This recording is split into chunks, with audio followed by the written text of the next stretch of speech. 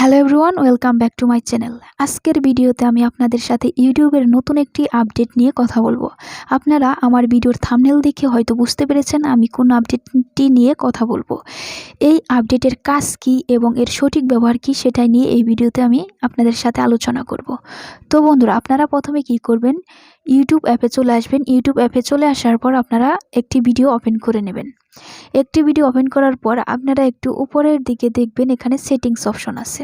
Setting অপশনে click করে দেবেন। সেটিংস অপশনে ক্লিক করার পর দেখবেন এখানে কতগুলো অপশন চলে আসছে। তো বন্ধুরা, দেখতে পাবেন একটা বাড়তি অপশনও চলে আসছে যেটা আগে ছিল না। সেই অপশনটা হচ্ছে অ্যাম্বিয়েন্ট মোড। বন্ধুরা, এখানে দেখতে পাচ্ছেন নতুন একটা অপশন চলে আসছে। আমার এই অপশনটা অন আছে, আপনাদের কিন্তু অন থাকবে না, আপনাদের অফ থাকবে। তো বন্ধুরা, আপনারা কি করবেন, এই অপশনের উপর ক্লিক করে দেবেন। এই অপশনের উপর ক্লিক করার পর কিন্তু অপশনটা অফ হয়ে যাবে। বন্ধুরা, আমার অন ছিল, আমার অফ হয়ে গেছে। আপনারা কি করবেন, সেটিংস অপশনে ক্লিক করবেন। তারপর আপনাদের কি থাকবে, এরকম থাকবে অ্যাম্বিয়েন্ট মোড, এখানে অফ লেখা থাকবে। ঠিক আছে, আপনারা এই অপশনের উপর ক্লিক করবেন। এটা কিন্তু ক্লিক করার পরই কিন্তু এটা অন হয়ে যাবে। অন হলে কি হবে আপনারা একটু খেয়াল করবেন, এখানে যে টাইটেল দেখতে পাচ্ছেন, টাইটেলের নিচে কিন্তু একটু ব্লোর থাকবে, ব্লোর।